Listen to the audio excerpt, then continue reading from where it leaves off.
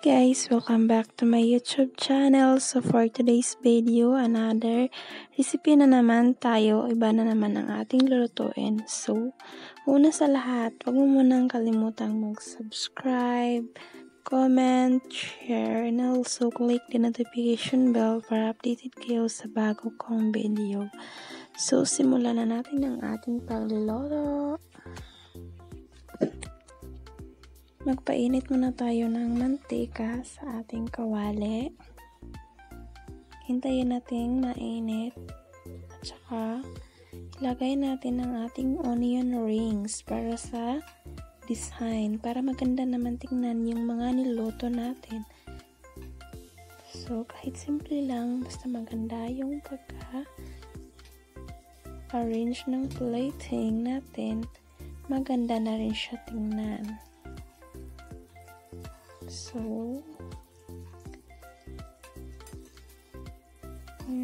medium cook lang siya guys. Huwag natin masyadong lutuin. Kasi, madali lang naman maluto itong onions. So, kunin muna natin. I-set aside muna natin.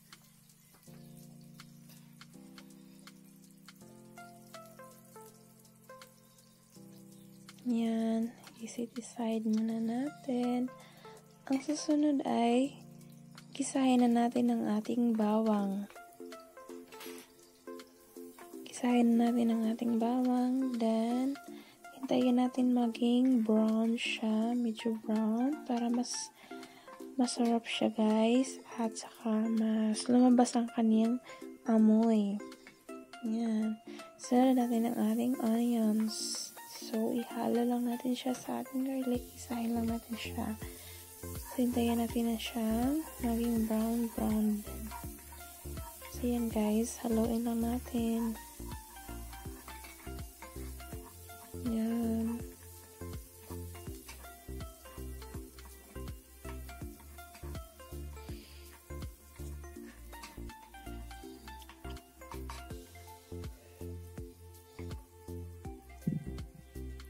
So, ilagay na natin ang ating carne norte.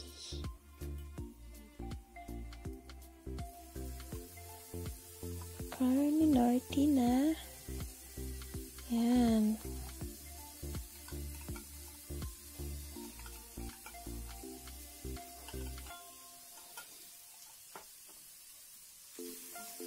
Yan, ihalo lang natin siya.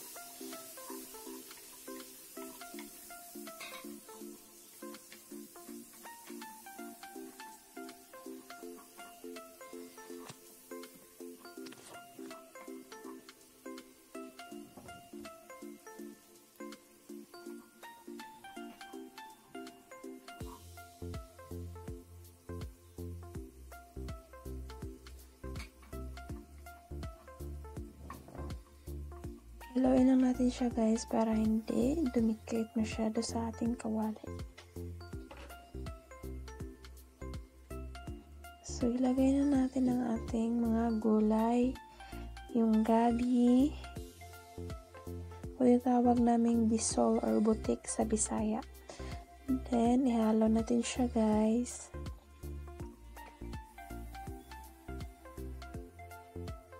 Sunod natin yung patatas natin or potato.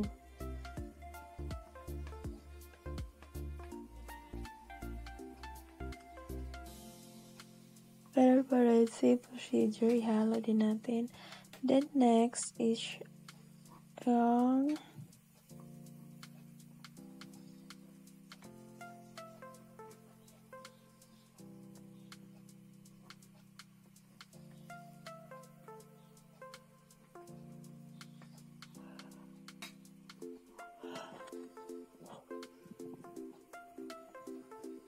ilagay natin ang ating sayote. Pang-last ko na siya nilunod guys. Nilagay kasi madali lang maluto yung sayote. Compared sa Gabi at saka yung potato. So, haluin lang natin.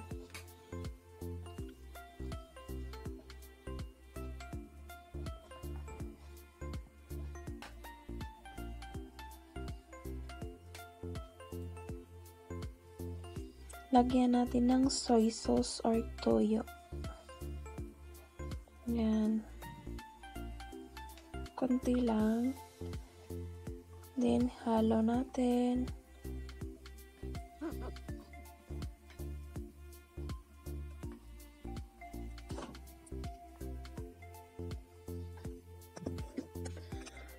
Actually guys, ito yung niluto ko palagi kapag wala na kaming ibang ulam para hindi naman kami mauumay. So, nilagyan ko ng gulay para mas masarap at masustansya na rin. So, yan, ihalo lang natin.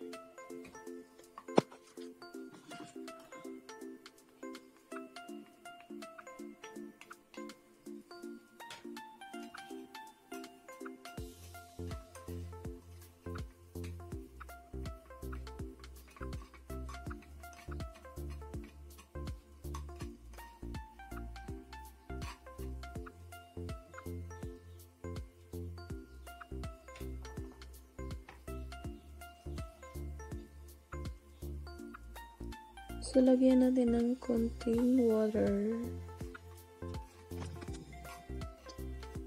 Yung water guys, nilagay ko sa lata ng carne norte para mas nakukuha ko yung lasa ng carne norte.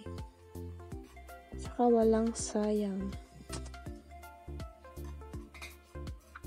Haluin lang natin guys.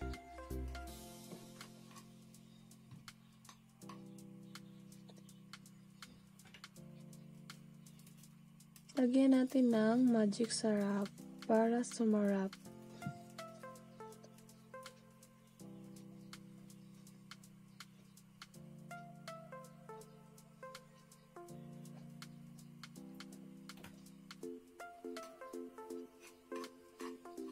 Tinhalo lang natin.